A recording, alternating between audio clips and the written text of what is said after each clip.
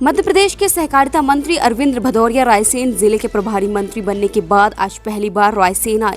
इस दौरान उनके स्वागत को लेकर कांग्रेस से बीजेपी में आए स्वास्थ्य मंत्री डॉक्टर प्रभुराम चौधरी एवं पूर्व मंत्री डॉक्टर गौरीशंकर शेजवार समर्थकों के बीच विवाद हो गया। गाली गलौज के साथ विवाद इतना बढ़ा कि नौबत हाथापाई तक आ गई, जिसके बाद पूर्व मंत्री एवं सिलवानी क्षेत्र के विधायक ठाकुर रामपाल सिंह को मामला शांत कराने के लिए आगे आना पड़ा।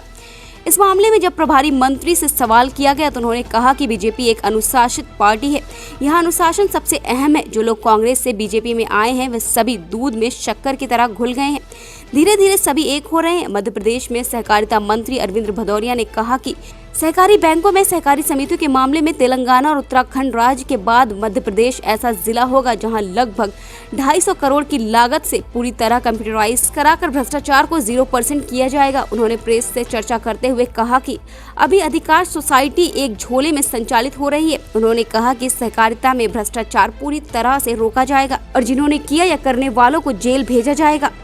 विंध्य किरण के लिए रायसेन से विजय सिंह राठौर की रिपोर्ट। अभी हमारी सरकार है उस पर कर रही है। जनसंख्या नियंत्रण पे आपका क्या व्यू है? जनसंख्या नियंत्रण होना चाहिए, मेरा स्पष्ट मत है। क्योंकि जैसे मैं अभी आपके बीच में बोल रहा था, 140 करोड़ का देश हो गया है। जनसंख्या नियंत्रण होना चाहिए, चाहे वो किसी धर्म का हो, चाहे वो किसी पंथ का हो, चाहे वो किसी संप्रदाय का हो।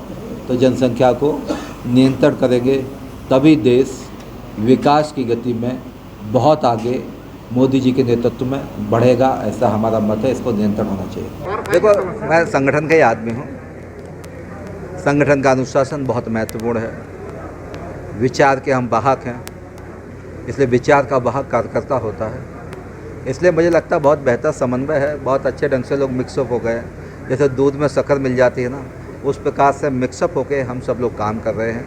अब जो भी है वो सब भारतीय जनता पार्टी है। प्रभुराम जी हमारे डॉक्टर साहब हैं, तो उनको जो है ना उस समय 11,000 से जीते थे। अभी पूरे देश भर में 301 जगह चुनाव हुए, सबसे ज़्यादा टॉप पे जीते हैं।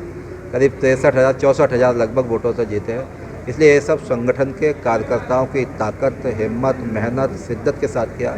इसके कारण इतने लंबे समय से इस लंबे मात्रा में हम लोग जीत के आए हैं। इसलिए सब प्रभु भी है, राम भी है, अरविंद भी है, सब साथ साथ मिल गए हम लोग काम करेंगे। जो आपस में कहीं मनमुटाव आता है, जो कांग्रेस से लोग मुझे लगता है कि भारतीय जनता पार्टी बड़ी डाइजेस्टिव पार्टी है, क्योंकि ये कैडर बेस मास ऑर्गेनाइजेशन है।